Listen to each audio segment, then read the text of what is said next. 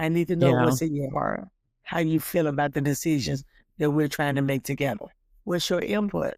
I'm not going to take the lead. That's not my role. That's not my position. I don't want to lead. And I don't care. And I tell people all the time, and I share this with them, I don't care what role you see me in and how strong of a leader I might be.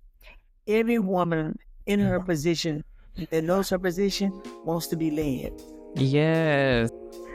Hello, and welcome to the Powder Room, where we discover the message within our messes. I am your host, Ivy Ashley, and in today's episode, we are wrapping up our discussion on why did I get married, and the couple I have with me today. I'm just going to let this interview speak for itself. But I am so excited about, the focus of this interview, because they're going to talk about the blessing it is on finding love later. So I want to introduce and welcome to the Powder Room for the very first time, Lawrence and Joycelyn Sheard. Hello, hello, hello. Hello. How y'all doing today? We're great. Wonderful. We're doing Awesome. So I have been knowing, and I'll say Elder J, because that's how she was introduced to me, and that's what I'll continue to, refer to her as. But we've been knowing each other probably over 20, I think a little over 20 years now. And we met in church, and it was a, kind of church relationship at first. And then we went into like a mentor-mentee, relationship. And now I am very blessed to be able to call her my friend, because I know that, whenever we talk, I'm not only going to get some laughs, but I'm also going to get wisdom, which I definitely appreciate. So I'm going to let the Sheards introduce themselves. So tell us your age, where you're from, how long you've been married, and we'll just start there. Who's going first? Yeah. Oh, okay. Well, my name is Lawrence Sheard, and I actually was moved here from Colorado. I was born in Kansas City, Missouri, but moved to Texas. Okay. 67 years old. Let's see, have a couple of kids, and we've been married for a little over 2 years. Almost 3. Okay. That's pretty basic. My name is Joycelyn Sheard. I am 64. Likewise, I have 2 adult kids, and I've been in Dallas pretty much all my life. I was born and raised here. Okay. So tell us, how did you guys meet? Well, we met through online dating. There was I'm not even sure if the site is still out there anymore or not, but it was ourtime.com, and just put together a profile and put myself out there, and that's how we met, was through that online dating profile. Okay. So what made you try online dating, especially, being 67 and 64? You want me to take a stab at that? Yeah, you go first, because you actually tried online dating. I wasn't online. And you were just checking it out. No. Okay. Go ahead. Answer that question. So, for me, I had been married previous to, going online and dating, all that. But I had been married. My late wife passed away, and it was probably about a little over a year, and I was just lonely. And I decided to, I actually talked to my 2 sons, because they did online dating, and they told me, said, well, Dad, you can go online, you can meet some people. I thought, well, So I took their advice and went online, and that's actually how I got out there and got involved with that process. So, and through just set up a profile, went out online, and I didn't really even have a chance to meet many people, except I really didn't kind of know what I was doing. So I saw Joycelyn's profile. I think I sent her a note. I love you. You love me. That's the way it's supposed to be. And no. I didn't. No. Okay. Good. Oh. Good. Okay. I wasn't online. I was not online initially. I was getting ready for a Zoom meeting, women in ministry, and I was having a problem with the Zoom meeting, and my screen went black, and I was trying to get on the Zoom, and I couldn't get on, and it was flashing at me saying, 30 days free. And 30 days free. 30 days free is just black and white. And I'm like, ain't nothing free. And I couldn't get on my Zoom meeting. So I was going to get off. And my dad said, don't log off, because if you log off, it may mess up your phone or something. We didn't know what was going on. And I kept trying. Then one time I said, well, I'm right around the corner from T-Mobile. I'm going to go ahead and log off and log back on. But what had happened was, in the process of doing all that, they had captured some kind of way my Facebook page and did a semi-mini profile and put it out there. And for me to track, because I just hit it and said, I'm going through it. I checked out everybody, hit it, and then created a profile from my Facebook page. So it didn't give any detailed information. It would just link the profile of my page. And so I just went on into my Zoom meeting and forgot about it. And later on that night, after I got out of the shower, I laid across the bed and I was trying to do something on the computer. And I had all of this ding, ding, ding, ding, I guess trying to notify me.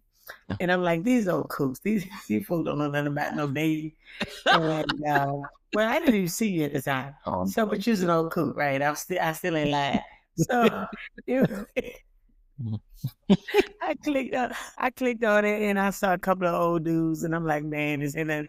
But Lawrence came in. Lawrence looked kind of a little homey to me, but anyway, he was like, really captured me with his profile. He said that he was recently widowed and I had lost his spouse, so I could relate to that.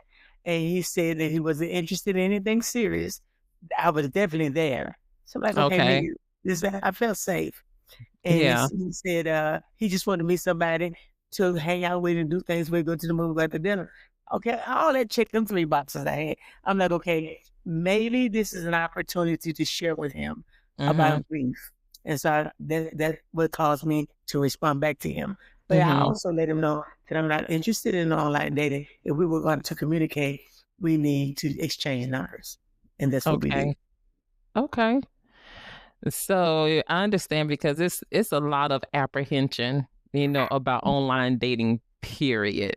Because like you said, I don't run into any old coofs, but I run into a lot of people who are, their motives may not be, where yours are. And so that's the hardest thing about online dating, is weeding through the mess to get to at least one potential. And if you weeding through all this mess, by the time you even get to a potential, you tired, you don't even want to really talk to anybody. So, I love that both of you guys, set your intentions on what you wanted, in your profiles.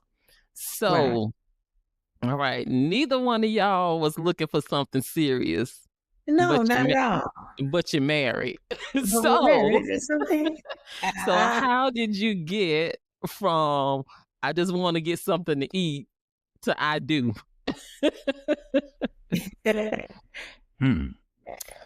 Wow. I mean, we spent quite a bit of time on the phone. On the phone and just talking. And then we spent time just together. At one point we had these cards that we were working through, just a bunch of questions on these cards, and that prompted us to have some different dialogue about different topics. So what's the name there? I can't remember. This is a guy on Facebook, and he has a relationship, and he always talks about those cards. And he has a big sessions about dating and relationship. I can't think of what it is, but we bought every card stack that he had. It's a lot of questions, and we went over it 2 or 3 times. And he was stuck there. And I think it's great because there is a lot of stuff that people avoid in in communicating. And at our age, what we got to hide. So we were very, very open to it. The questions, we went to see them one night when he came to Dallas, and it was full of young people. I'm talking about 30s, 40s, 50s, and we were part of the oldest crowd. But it wasn't many of us, but we were there and they stayed late. We probably left about 9 or 10, but there was The question was good. The session was absolutely wonderful. And Was I it think, tonight's conversation? huh? Was it tonight's conversation that you went to? I remember that being the name of it. I don't know. That's got Okay. me. Okay. Now it's like a panel of them. They got this girl and she's very vocal.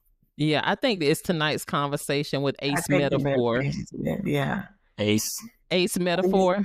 Yes. That's it. Yeah, the panel is called Tonight's Conversation. Yeah. That's what the Yeah. group is called. Yeah. Yeah. Right. Okay. Well, everything Ace put out, baby, I got it in the drawer up there. And because my thing of it is, at our age, I think what makes it different for us at our age, unlike the younger people, and then because we've been married before, and at this season of our life, we definitely know what we want, what we don't want, what we would tolerate, what we would not tolerate.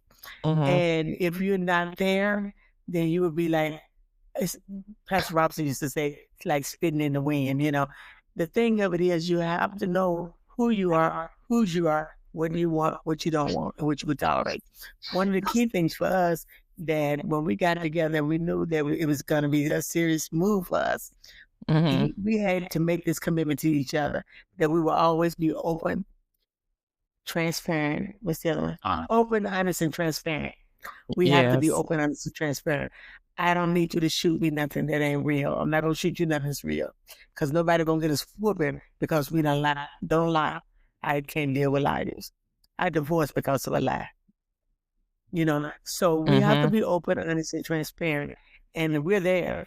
We're definitely there. We talk about everything. And what I love about it in this relationship, and I don't want to get too ahead of the thing, Lawrence is a person that will communicate. I've had non-communications in my relationship. And I don't want to be the only one talking. I need to know what's in your heart, how you feel about the decisions that we're trying to make together. What's your input? I'm not going to take the lead. That's not my role. That's not my position. I don't want to lead. And I don't care. And I tell people all the time, and I share this with them, I don't care what role you see me in and how strong of a leader I might be. Every woman in her position that knows her position wants to be led. Yes. I don't want to be leading in the house. I can lead in church. I can lead in some organization, but I don't want to lead at home. I want to come home and know that I'm safe, know that I'm loved, know that I'm protected, and I don't have to wear all these hats. Yes. So, I'm so glad you said that. That is so good, because leadership is a big thing. Submission is another big thing. But let's stick to leadership for right now. And I want to get your input on it as well, Mr. Lawrence. Talk to the young lady who is in a marriage, early in a marriage, where there's a struggle with her husband leading or taking, that leadership role. Maybe it's because he never saw, an example growing up. And so he doesn't know how. But at the same time, the woman that he's married to, she's super independent and she's just used to getting it done. So talk to her, but at the same time, she wants to see her husband in that role in their home. Talk to her and give her some advice. Well, one of the first things I would probably say to her is that be patient and just be willing to go to your mate and have that conversation about what she's looking for in a spouse, what role she wants him to play, and then just be patient. I wouldn't say she needs to rush and it has to happen tomorrow, but be patient and understand and allow him to evolve and develop into that person that she wants him to be. That would be my advice. Everybody's different. And I think, to your point, if you don't have that being modeled in your home, or you hadn't seen that growing up, you don't know what that looks like. So, but don't get frustrated. Don't give up. That'd be my first thing. Yeah. You have anything you would say? That's good. I think she's talking about someone that's already married. It's a lot of times there is so much teaching and training and seminars and discussions around relationship group. I don't know why you got a lot of young adult people that are really seeking after God, you know, and if they wait on God, see, that's the problem. People ain't waiting on God. People want booty calls. They're not waiting on God. They want that. They want the flesh to be satisfied. And so if he's rocking it just right, oh, that's my husband. He probably got a nice car, a good paying job, and he can rock them sheets. That's your husband. That don't mean that's your husband. You know? And now when you get into covenant with this person, you feel like, oh no, it's a weird wake-up call because he's not living in the sheets 24/7. You know, he's there. Y'all ain't living a day-to-day life. So now you have this individual that now you don't know, what should we do? You need to go back to the drawing board. Y'all both need to sit down and get counseling, and let's get some direction from God. Yeah. Should have came into play in the beginning. But if not, you have to get counseling. That's what I would tell them. Get counseling. And get a counselor from someone with experience, someone who knows how to deal with these type of situations. Just don't go to anybody. Yeah. This is real life. Yeah. You know. Very true. It's sad because you got a lot of good people that are starting out in a relationship, and because they didn't get what they need in the beginning, they end up, you know, getting a divorce and then end up with somebody else, and later on realize if I'd have been more patient or if we'd have got counseling, we could have made it work. Right. After the fact. Yeah. Because when I think, you know, relationships, and I'm sure marriage, it's like a mirror. You know, and it really reflects, you know, who you are. But I think so many times people focus on, you know, what the other spouse isn't. Right. That they don't correct, you know, what their part could be, you know, in whatever issues they may have. Right. So. And we all have issues of some sort. Absolutely. And what I had to learn to do, like little mediocre things that used to bother me about Lawrence, but we never had no big argument or big falling out. It's just little things. You know about the little foxes. If the little foxes kept coming up. And I came with the Holy Spirit. I was praying one day, the Holy Spirit said, celebrate the things that you're excited about in there. And we communicate on if you leave left the cabinet drawer open in the kitchen or something like that. Okay, can you just shut this back when you get this out? You know, well, I got to come behind you and shut this. And after a certain while, you stop saying it, they'll do what's necessary or what you're expecting them to do. And why you leave it that way?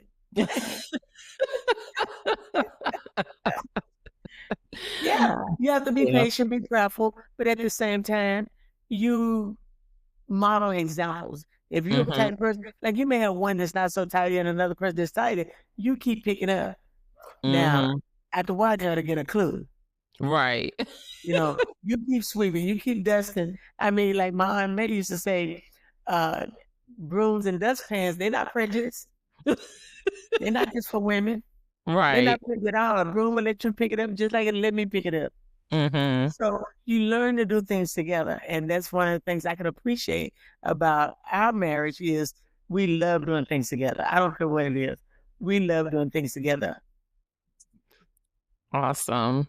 So, Mr. Lawrence, you mentioned that your wife had passed away, and it was about a year or so before you started kind of seeking companionship. But talk to us about how losing your wife impacted your views on love and commitment.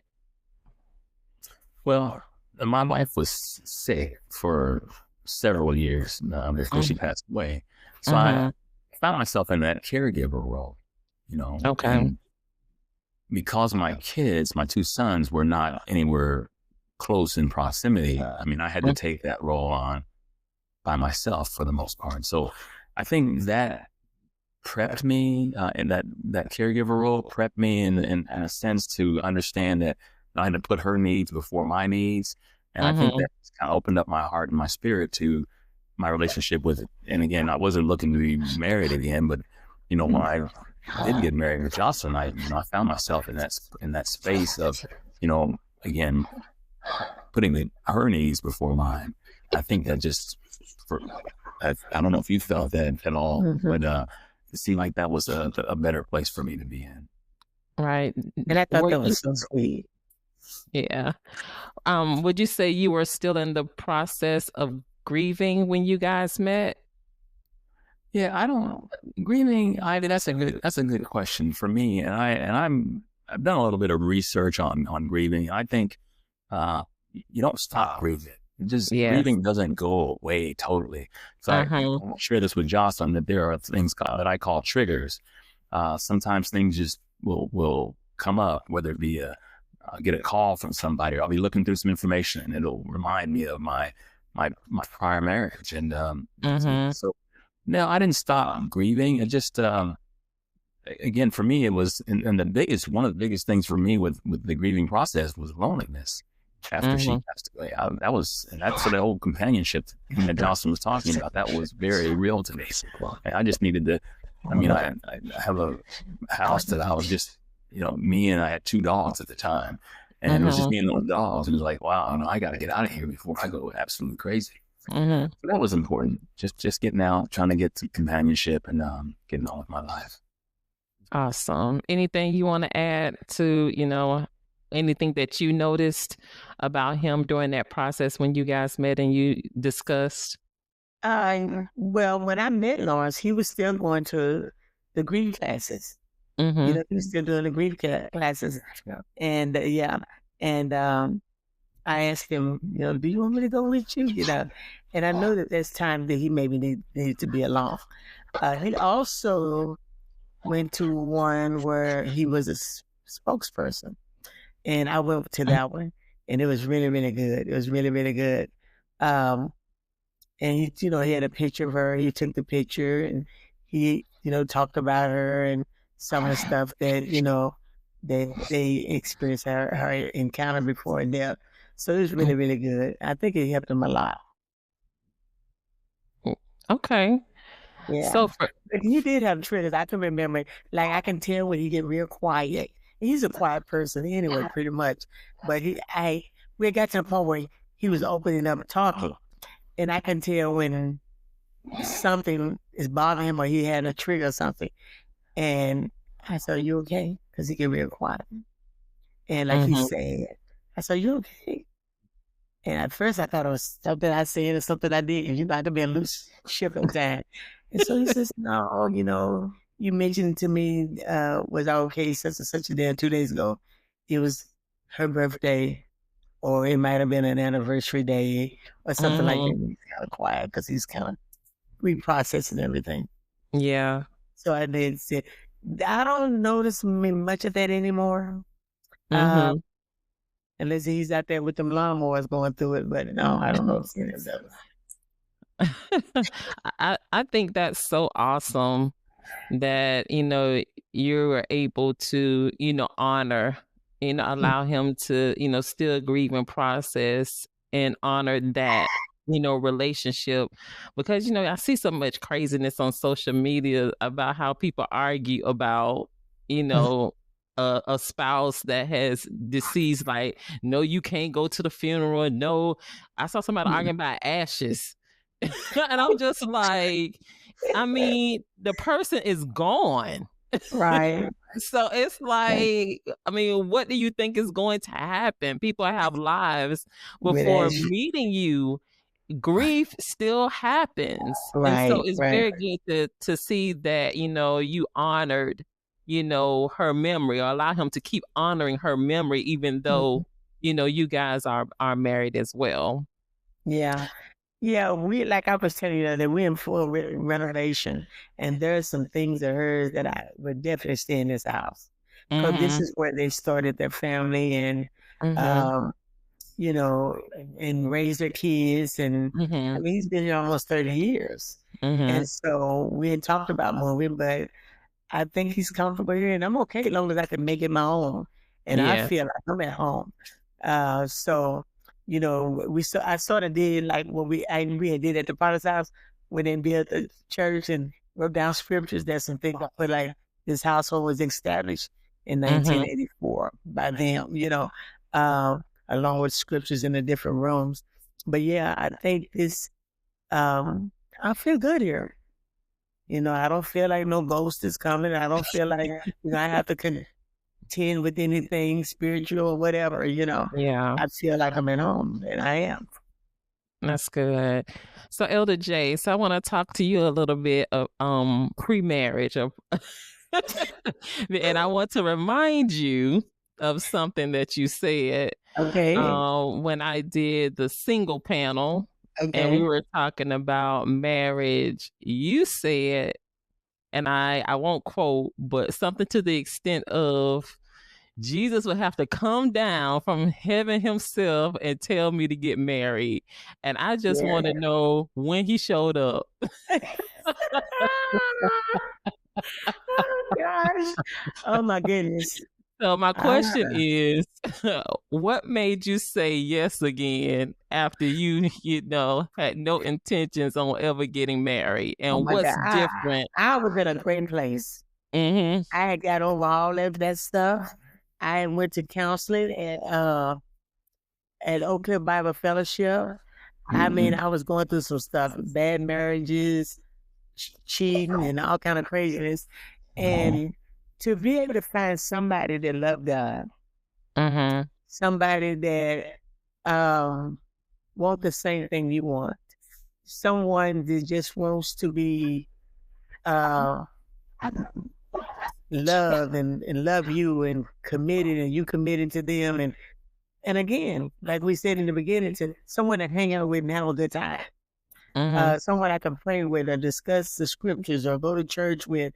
I mean, girl, ain't never had all that in one package. Because if you went to church, you were doing some other stuff. You know what I'm saying? If we're going somewhere together, you were doing some other stuff. So just to have somebody love God that was really committed. And then, like you said, prior marriages, I definitely understand covenant and never wanted to be married but one time. And I felt called to marriage. I mean, I love everything about marriage. It's just that I'm like, why am I keep coming up with these kind of situations, Am I not hearing from God? And I'm not saying, well, one thing for sure, I know it wasn't God. It's just that after you have been through so much, and I was sick. I never forget this. So I got sick unto death. And I think they had given me up at that time twice. And I had met this individual. And this person was so in love. I don't know why. Because I just really wasn't feeling it. But it was such a nice person. It really needed somebody. And this don't really sound stupid. But I feel like I was on my way out anyway. And if it's all you want, that's so be it, And it's like, I was just tired, And this person was so nice, really great to me. And, even after when it got to the place where I know, no, I can't stay in this. I just really felt like it. I said, number one, I didn't even see God about this guy. I didn't say, it's just something I did because I feel like this is what this person needed. Sounds stupid, but I'm honest about, how I am. I'm honest about mine. And so this is the thing. When I realized that God had more for me, that God wanted more for me, and that he had more in me, and I really got to a place where, God, if I'm not going to die, because he had spoken to me and said, you will not die, you shall live and see the will of the Lord done in your life fully. And I'm like, God started yelling me. I was in that situation, and I never forget. And when God spoke that to me, and at this time I had gotten really, really sick, and I was down to like 87 pounds. 87 pounds. I was on about 2 or 3 different type of walkers. I couldn't even really walk on my own. And this person loved me so much, they wouldn't let me do nothing. They wanted to do everything for me. I mean, if I could take my bladder out and let him go in there and squeeze it out, he'd have did it. But the thing of that is this. I realized that the less I did, the less I was able to do. I started losing my ability to do things because I was like becoming like an invalid laying there on the sofa. And when God spoke that to me, he said, you know what to do. I got up and I had a conversation with one of my prayer partners. And she said, you're going to have to go into, like we used to do, you got to go into a shut-in. You're going to have to get some direction, but you really need to push your plate back and go into a shut-in. And at 87 pounds, we need to push that plate back. I was going to say. About whatever it takes if I'm going to see God manifest his healing in my life again. And I did that. And I told this individual, I said, what you're going to need to do is stand back and allow me to do things for myself. I said, I need you to do that. I said, because if you don't stand back, I will die. But I need you to get back. And if you don't stand back, I'm going to have to move out. I'm going to separate myself so I can position myself to receive what God has for me. And he really tried. He tried to stand back. He tried not to do stuff, but he would stand by me or stand beside the wall, upside the wall, like Mr. Belvedere, like a butler, waiting on just, do you need this? Do you need it? And it was driving me crazy. And long story short, I ended up moving and getting me another apartment. I said, I'm not separating to divorce. I said, but I need to be alone. You have a key here. I have a key to this place. And you can come and go. And he would only come. He never spent the night. He would only come. And when he, bringing over food, bringing over groceries, whatever I need, picking up my prescription, all that kind of stuff. And eventually I started back driving, going across the street, getting my own prescription from Walgreens, doing my own stuff. And the more I started seeing God manifest healing in my life. And I never forget in that apartment, I got up one night about 2 or 3 o'clock in the morning to go to the bathroom. And when I got up to go to the restroom, I fell because I was weak. When I fell on the floor, I had a machine hooked up to my body, that little diabetic thing. And I always check for it because when you get up, you don't want to be tangled up in it. And I made my way around to the corner of the bed to go into the restroom, which was across the way. And when I got to the corner where thought I was clear, I fell on the floor, holding on to the bed. And I started crying. And I snatched it out of my side, the needle and all. And I said, God, if you don't heal me, I won't be healed. And I threw it across the room. And when I lay there and I cried with my head against the mattress, finally I got up and got back in the bed. Didn't even go to the restroom. No, I needed to go. Got back in the bed and went to sleep. 2 or 3 o'clock in the morning. When I woke up, it was almost 11:45. God put me in a deep sleep. But then I got up, no problem walking. I walk around the bed and I fell for it. I didn't have it. I was like, where is it? And then I remember I threw it. I saw it on the floor. Before I went to the restroom, I went over and picked up the pump. Went into the kitchen. I had an island counter there. I folded up about 3 or 4 paper towels, folded them up real neat and laid it there and put that diabetic pump on top of it. Sort of because it was on a time release timer. And I didn't want to, put it back on. I knew I wasn't going to put it back on because I said before I went to bed, I wasn't going to wear it anymore. I let it stay there, and every time it needed to release, it released on a paper towel. And I went to the bathroom and came back and got dressed. I knew I had an appointment like 2 or 3 weeks later, and I did. And normally when I go to the appointment, I take it off. This time I pulled it out of my purse. And they thought, this girl is crazy for real. But long story short, I had not been on it. They declared me diabetic free, which they say they could never do. They said once a diabetic, always a diabetic.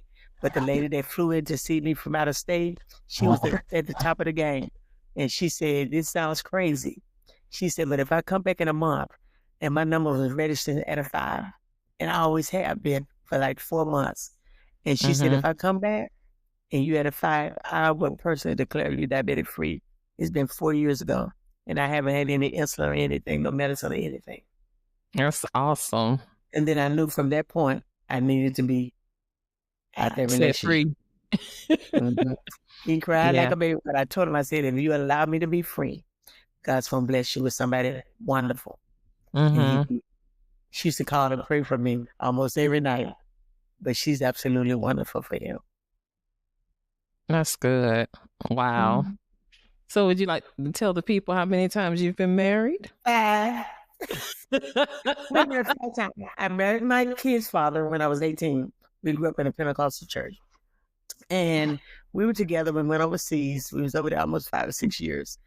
I got pregnant with Jamel the year before I came back in 82.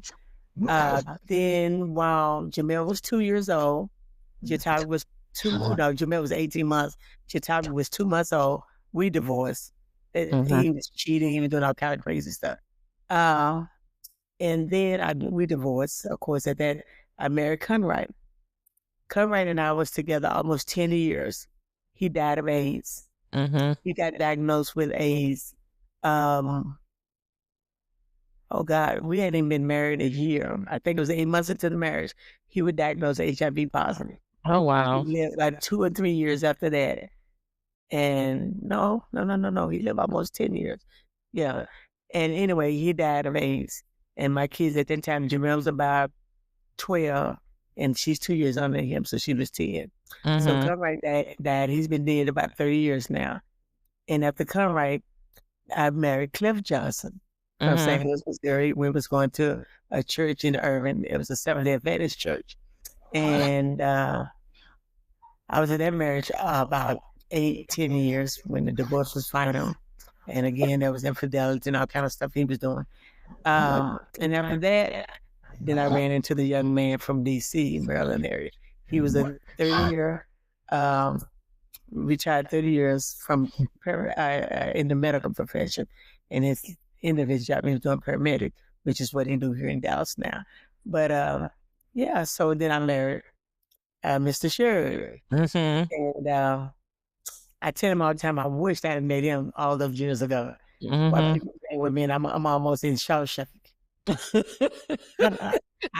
We went through some stuff. I did some crazy stuff. Yeah. And I never cheated. I never been interested in that. But I can't blame it all on them, because how I responded to the relationship wasn't godly at all. Because I felt so hurt. I felt so embarrassed. I felt so disappointed. Yeah. And that's why I said God had allowed me to get to a place prior to meeting Lawrence till I was good. You know, I was really good from head to toe. And so, I knew that if it was for me to be married, then it would have to be someone like him. You know, and I thank God, because when I met him, I knew when we met at the diner that for breakfast that morning, I said, you know, I'm like, this can't be it, you know. But he was so nice, so sweet, so clever, so mannerable, so respectful, so godly. He was just everything. That's I feel good. like if I was to do it again, this would be it. Awesome. Mr. Lawrence, I want to know from you, was there anything about her being married 4 previous times that gave you pause? Yes. You know, I thought about it. I mean, I'm sure we probably talked about it too. Too much. You know, just, and I think the thing that probably went through my head, well, you know, what went wrong or what didn't go right in some of those marriages that we'd want to avoid if we get married. So I think we kind of talked about a lot of that. And, you know, as far as I was concerned, you know, the past is the past. And let's go forward and work on the future. So I really didn't get hung up in a lot of that. But we did talk about it. We talk about it at great length. Yeah. Often, so much so that I got tired of talking about it with him, because I think as a believer, you want to know why so many times. You know what I'm saying? And my grandparents and my parents, they believe in staying in there regardless of what happened. I don't believe that. I believe that if God really loved me, he don't want me to do a lot of this stuff that these people put up with. My mom and dad used to fight like cats and dogs. I begged my daddy at 9 years old to leave my mom, because my mom she was out there, and so I just couldn't believe that a God that loved his people, who loved him, would allow them to just stay in something that was not healthy for them. I just didn't believe that. And so, you know, he says that because we did get to that point. But early on in our relationship, he used to drag that through. I got tired of it. I went to him and said, you know what, is this ninja Ask me this one more time. And he wants to go, what happened? Well, what happened? What? And I told him. I got letters from past marriages of repentance and forgive me because I didn't do this, that, and the other. And I have no hang up with none of them. They call me, need something right now. I'm probably going to try to see what I can do. But at the same time, I wasn't going to live in a situation. Right. My kids was little. And people I know people that stay in bad marriages for the kids. Well, that's my kid father. Okay, he can still be the dad. He ain't gonna change. He ain't gonna change being the daddy because y'all are not together. And I heard Dr. Phil say this: the kids rather be from a situation like that than to be in a situation. You know, and I'm not gonna subject my kids to nothing like that. Yeah. You know, I wish, like most people, that I could have had one marriage with the father of the kids and go on, you know, and live a productive life. But that didn't happen. Yeah. That didn't happen. And I was thinking today, kids are a product of their environment. What did they come out of? See, people going into marriage, they need to check that out. Go over there and have dinner at mom and them house and see how mom and dad are getting along. Right. You know, what are they doing? How are they communicating with each other? Is there any respect in the relationship? Is mom running everything? Because if mom running everything and little sis is sitting there, she don't want to run her because she saw how mama did it for the most part. Right. She's not really willing to turn over the reins if that's how she been handling things. Yeah. Things have been handled in the home. You have a lot of folks that stay in homes and it's not really healthy. Dad running the streets, got children everywhere, and they say, "Oh, don't worry about it, as long as you taking care of the household. I can do that by myself." Right. One time as single, I had 3 jobs with 2 kids, 2 babies. So no, you're not. To me, that's such a disrespect. Yes. And I refuse to be disrespected. Now, if God called me and question all this in help, I'm ready for it because I wasn't gonna stay. I told my grandmother, "You thought I was crazy." I said, "If this is what's gonna keep me out, then I guess I won't make it because I'm not going to stay in no foolery." Yeah. No. That's good. That's really good. So what lessons did you each bring from previous marriages that may help you in this one? Lessons for me. I think some of the key pieces that I bring in this relationship would be endurance and patience. I mean, those things have been, I think, key. Rome wasn't built in a day, and there's no need in trying to, rush. Just if you allow things to evolve and work into it, they'll tend to work out. So I think that's the biggest thing that I look back on my relationship, my prior marriage. Yeah, just give it time and be patient for me. Okay. What was the question again? How did you phrase it? Because when I think about it, it's like I have a lot of patience, but I don't have to deal with the stuff that I dealt with. So it's like, is that really needed? You know what I'm saying? It's like, I think God had put me in a position where I could rest and have peace, you know? And as it relates to bringing, I try to bring a sense of calmness, a sense of prayer, consciousness. I try to make sure that things that we say and do are covered and filtered through love, through prayer. If I see something that I want to kind of be able to support it with the word, and not just be out here free flowing. But because I think that we have a lot of likeness in our relationship, even though we may go through the process differently. So I don't have anything that I really struggle with, I love how he communicates and he really don't raise his voice. So that teaches me to bring it down. I used to pop off, way up here. And when we start communicating, he'd always bring me in. Bring me in. So, and I like that. Yeah. I like to say that he allowed me to be me, but I also know that there are certain things that he wasn't used to because his first wife was very quiet. Okay. She wasn't, she's very quiet and soft, and girl from the hood bring a little abrasive in there, a little steel wood. and so, and he was like, just, can you say that a little bit calm, a little quiet? He would always bring and he would always use the word, a little softer, baby. Can you be a little soft? Yeah. He used to annoy me a little bit. I'm gonna be honest. I'm like, well, that ain't me. But I learned to just cater to that, and the rewards of it is very good. Submission of that is great. So I have no problem with it at all. I love him. I love how he positioned himself in the home. I love that he is the head of the house and he takes those roles seriously. He does a lot of the manly things. So I like doing a lot. I just feel about a month or two ago, I took on more in the yard because he likes to do it his way. He don't likes the bag. I love the bag. I like it to be straight out nice. So we like the same things. He just that we're doing them differently, and we respect that for each other. Yeah. One of the biggest things that I see is just allowing her to be her. I mean, I'm okay, and I think I've heard this before. By some people have said that what, Mr. Lawrence, he's comfortable in his own skin, and I promise you, Ivy, I am comfortable in my own. I know who I am. I know what I'll put up with. I know what I won't put up with.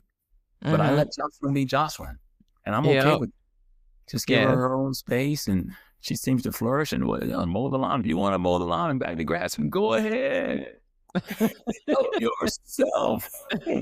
I'm okay with that. Yeah. But if she needed me to do it and help her, I'm right there. Yeah, he's very, very hands-on. I'm not gonna let her down. Very hands-on. We had no intention this morning. Out in the yard. And that wasn't even on the radar. And we were looking at the yard and some things I wanted to do. And we had talked about moving a couple of the plants. And they just gorgeous and just growing just overwhelming. And so we went to the back and he says, hey, you want to take these and put them in the pot and da-da-da.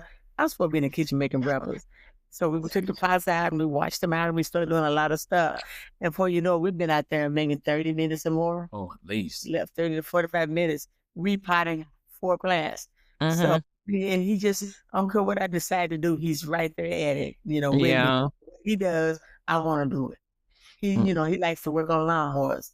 I sit there like one day and I said, show me how to do this carburetor, And he's so patient. He's such a teacher. He wants to write, So we time doing things together. This house we're doing together, So we appreciate him for that. It definitely appears that you guys balance each other out. Yeah. Definitely. Because I don't think it would have been the same if you guys would have met when I met you, because you was on 20 all the time. That was like in the early 2000s. Right. Joycelyn always on the go, always running. I'm like, why is she always running everywhere? I'm always going. We talk about that too, and she says, "Well, I wish you had met you 20 years ago." And 40 years ago. I said, "Well, we weren't ready for each other." And you know what? If he had been with us back in there, he is such a servant. And guess what? He greeted at his church for years. Okay, when I met him. So he would have been one of the leaders. I'd have grabbed him up, girl. I had him working right. He loves to work. Yeah, Usher. He loves to work. He loves to do stuff. He's very supportive. He loves to serve people. And I'm like, man, back in the day, I'd have had him kneecap burning. Yes, you would have. Goodness. Oh my God. We had such a great team. Tag team. Awesome. Right? A couple more things. This is good, guys. So what has surprised you most about falling in love later in life? That I could be this happy and not have any conflict. That's good. I mean, we have this thing that we do, like if it seems like something gonna go left, or we disagree and anything, what do you say? Kiss it out. Kiss it out, baby. And then we go on about our business, just laugh it off and just find a solution and go on. We do, we kiss it out or we put 4 hands together, look at each other, you know. Yeah. It's old folks stuff. That's so cute. That is made cute, that up. though. I like It's it. our stuff. Just don't sweat the small stuff. No. Because it all Yeah. small stuff. Yeah. Yeah. And we realized too that the things that I was sharing this with him when we were looking at these courses, the things that were important to us, or I can say for myself, that was important to me back in my 30s, 40s, girl, they don't even matter. Right. You know, Yes. it's just like when I put gas in Sugar and Cliff gas tank. Girl, I would say, somebody should have whooped me. Because I wasn't there thinking about doing nothing now. I was Right. right across the street from Precinct A. Judge Cleo Fastia, who put a peace button on me and told me not to do nothing else. So that kind of stuff, it doesn't matter. Yeah. And I would tell young people, if you're going through something right now, that too shall pass away. It's not going to last long. I don't care what he's doing. He going to get old. And getting old or getting more seasoned is around the corner. It don't take a long time. Yeah. It don't take a long time. Because all that stuff is like in my early 20s, mid-20s. And here I am 64. We're talking 40 years ago. Yeah. My kids in their 40s. Yeah. But unfortunately, these days, age does not always equate wisdom. Because you got some old fools Oh, yeah. I see them out on here, TikTok. too. Huh? I said, I see him on TikTok. He's talking about old fools. Yeah. Yeah. Yeah. But God is good, and I'm thankful. I'm grateful. We feel blessed to be in this covenant relationship together. We're excited. Lawrence's 2 boys is exactly 10 years younger than my 2. Because my 2 is 41 and 40. Well, she just turned 41 the other day, but I would say 40 and 42, and he's 30 and 32. So they're exactly 10 years apart. And Wow. but they're all out, so we are empty nesters. The first grandchild is expected December the 12th. Congratulations. Lawrence's oldest son and his wife, Celine, will be having a baby boy. So we're really excited about that. The baby not even here yet is changing the course of how we remodel the house. We're working on stairs and Lawrence about, I don't want my grandson swinging on this like this. And we need to do it like this because we don't want the grandson. I'm like, baby, you got one time to get up on rail.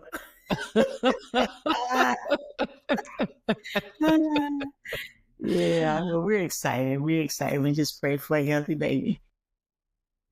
That's good. So, as we talked about earlier, that, it's definitely not easy, to date, later in life. And it seems that the pool, there's a lot of PP in it, in the dating pool.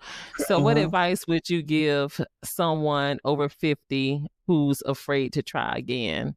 And I want to hear from both the male and female perspective. Be careful. Being in the pool.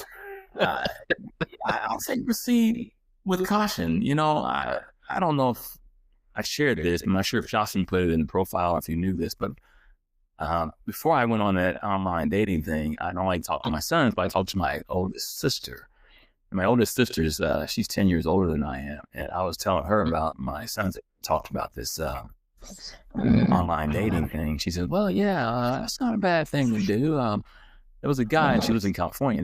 She said there was a guy in California who was going to do the online dating, and he wanted to meet some people, but he didn't want to invest a lot of time and effort into the process initially because you might find yourself, let's say, for instance, going to dinner with somebody, and you go to dinner with this person, and you, maybe right away you meet them, and this is a bad situation, but you've already invested a dinner with them. So how do you get out of this? He says, don't do that. She says, what you need to do is invest in going to coffee with these people. Find out where the local coffee shops are, and then wherever they are, meet them at a coffee shop and say, I'll have a cup of coffee. So I tried that line with Joycelyn. I said, okay, how about we meet for a cup of coffee? And she says, oh, I'm allergic to coffee. And I was like, oh no, that was my line. I'm stuck like Chuck. I don't know what to do. So that would be my thing. Just as you meet people, don't go in for a big investment. Meet somewhere for a cup of coffee, go to lunch. You got a little bit of investment in time. You can kind of weed out somebody pretty quick. That's either you're gonna have some chemistry or you're not.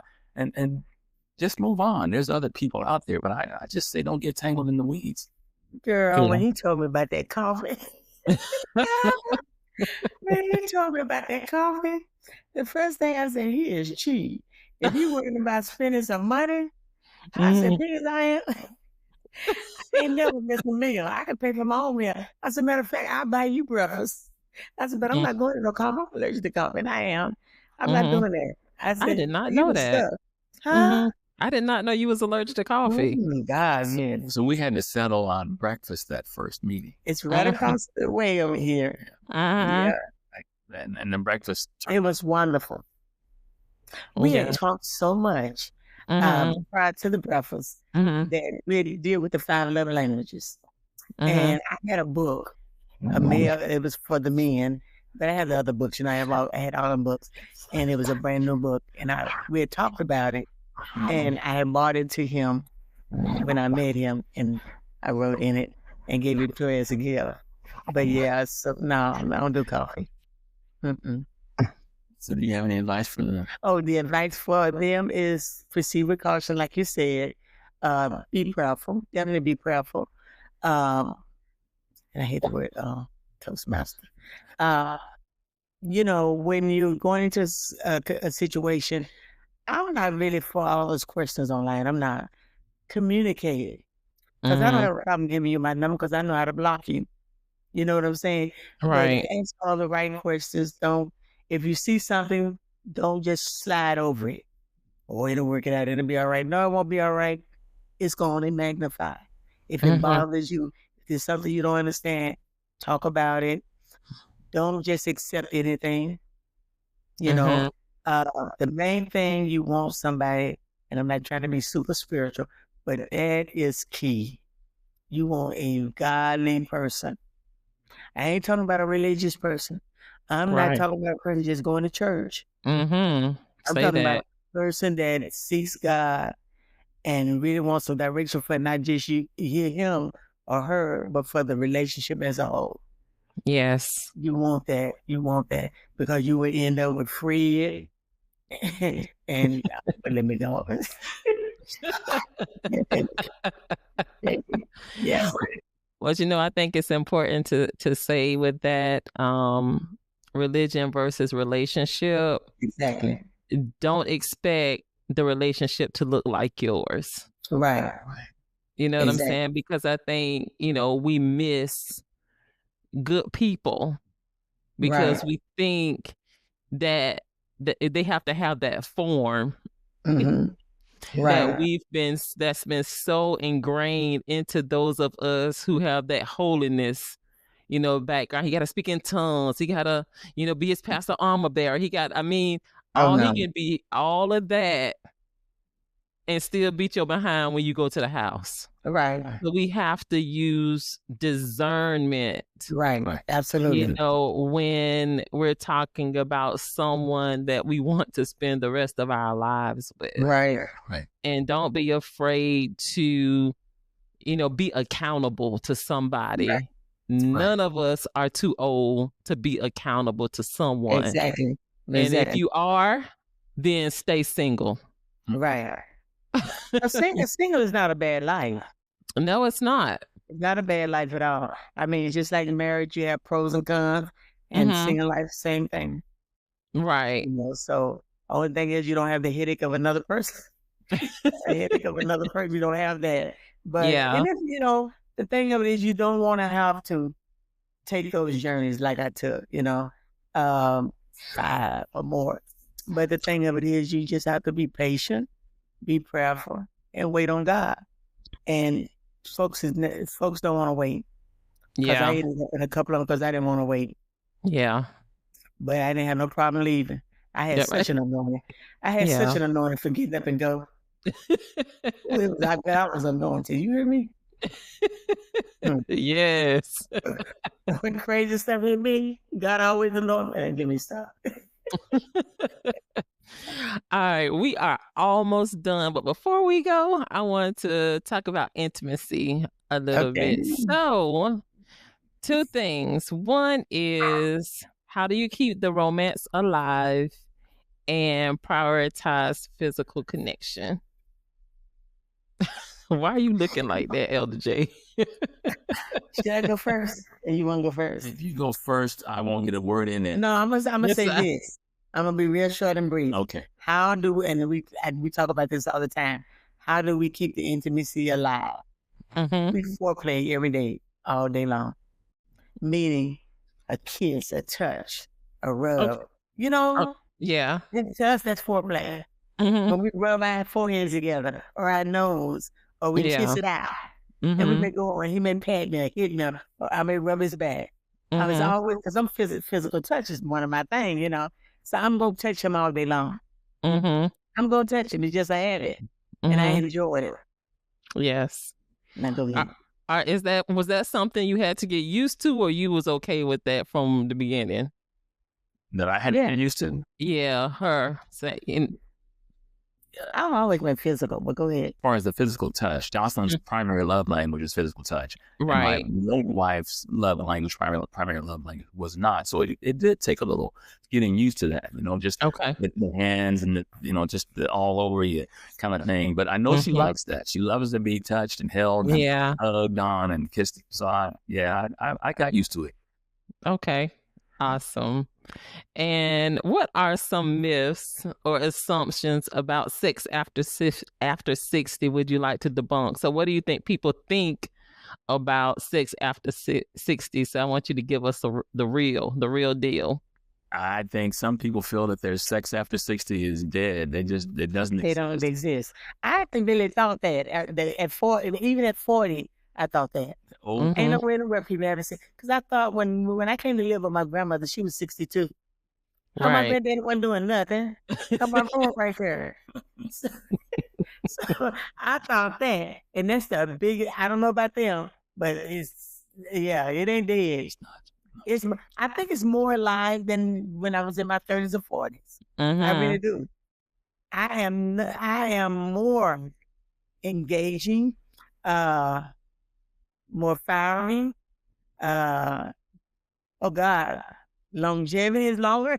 Energy is there. So I just think it's so whoever thinking it's dead, it ain't dead. Matter of fact, most of the people in their 60s probably got it more on and popping than anybody in their 40s and 30s and 20s. Because they back there practicing. You don't have all that other stuff to worry about. Disease and pregnancy and all that craziness. Oh, right. We don't have the stress of the job because we both retired. So I mean, it's a long way from being dead. I promise to God it is. Yes, Lord. What you think, Boo? I agree. Sexy 60. Right? All right, I'll take it. Well, I know one thing. As it relates to a relationship, I haven't seen Elder J smile and glow this much. Girl, I love Mr. Lord Sheard, okay? So I mean, he is whatever. absolutely wonderful. And I'll say this much because I always thought, like I said, and when you're in your 60s, then your sex life is just gone. Well, I knew when I met him, mine wasn't gone. You know, I knew, I didn't know where it was, but I knew it was somewhere in the room. But when we got together, I felt like, is it gone? But I say this much, but I'm going into too much of that. When we got married and we started being intimate, it was like he felt kind of, because we had the conversation, he said he felt like he was cheating. He felt like he was cheating on his former wife because he hadn't lived with anybody else. But, I didn't know what he was feeling. All I knew, the rhythm wasn't right. The rhythm wasn't on. And I'm like, this ain't like no brother. But as time progresses on, then we start connecting. Yeah. Yeah, brother start hitting all the bells and whistles and the dots and everything. Dynamite and frozen thieves like that. And it is definitely wonderful. I promise to God, it ain't nothing like I ever experienced in my younger years. Well, all right, Mr. Lawrence. Like not.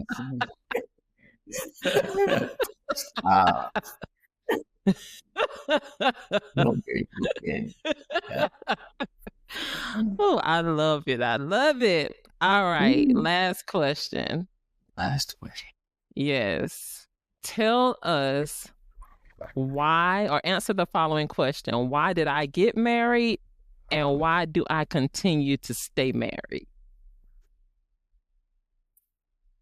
Well, you want to go first or you want me to? I got married because I was so in love with this guy. So in love. I can't even really say that I was in love in any of the other marriages. I know I love the individual, but I love me some Lawrence. I mean, and I don't even have to tell him, but I tell him all day. I tell him every day. I mean, I'm texting him, and if I'm just doing something to him, I'm like, I'm messing with his beard, or, anything. I love him so much. I do. And there is nothing I wouldn't do for him. Awesome. I love him, yeah.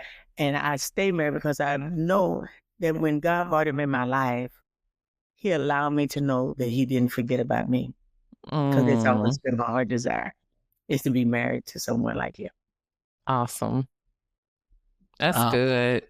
Yeah. And for me, we have a lot of fun. We really have fun together. And we tease, we poke, we wrestle. We do really like to wrestle. I love wrestling. Well, it seems like when we wrestle, sometimes, she winds up with a broken fingernail or something. It's always something happened. One time we were kind of tussling and she went running off and she twisted her ankle and one thing led to another. She had to have the whole knee replaced. It was all because of my fault. She ran. I was running to walk the dogs. I didn't want him to go with me. And he started chasing me and I hit the curve the wrong way and my ankle popped. Lord. Yeah. So I think the reason that I want to stay married is because, I'm enjoying my life. I mean, it's just, we're having a good time and I'm happy. She's happy. And there's nothing else that I can add to that. Just peaceful. If you're happy and you know it, count you. Oh. If you're happy, Clap your hands. Oh my! What did you say? Don't you toot your horn. I don't know. Boy, see, we were talking about that offline. I ain't so far off. I'm way off. But listen, it works. It does. It absolutely works. Oh my God, this has been an amazing conversation. And I want to thank my guests, Lawrence and Joycelyn, for joining me in the powder room today. This is a great way to end this amazing series, but I don't know. I just may have to do a part 2 because there's so much more to uncover with marriage. Listen, if you haven't already, please connect with us on Instagram at thepowderroom.pod, also on Facebook at the Powder Room Podcast, and make sure you join us next week in the Powder Room, where we always endeavor to discover the message within our messes. Until then, take care. Tell the people bye. Bye-bye. Bye. Peace and blessings.